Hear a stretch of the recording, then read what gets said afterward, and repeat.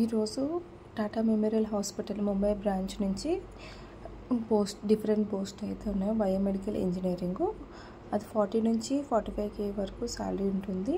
ఏంటంటే minimum 5 years experience biomedical engineering చేసి ఫీల్డ్లో మెయింటెనెన్స్ ఆపరేషన్ మెడికల్ ఎక్విప్మెంట్స్లో ఉండాలి. ఇంటర్వ్యూ డేట్ ఏమొచ్చి 3/9/2025. ఓకేనా. వర్క్ లొకేషన్ అంటే ముంబైలోనే ఉంటుంది.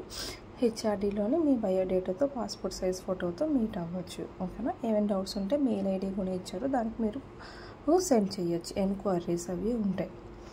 నెక్స్ట్ సేమ్ బయోమెడికల్ ఇంజనీరింగ్కి విత్ 1 year ఎక్స్పీరియన్స్ వాళ్ళకి కూడా పోస్ట్ అనేది ఉన్నది. ఎన్ని అని మెన్షన్ చేయలేదు. క్వాలిఫికేషన్ రిక్వైర్డ్ అని చెప్పేసి పెట్టారు. 30 నుంచి 35K వరకు ఉంటుంది శాలరీ పర్ మంత్.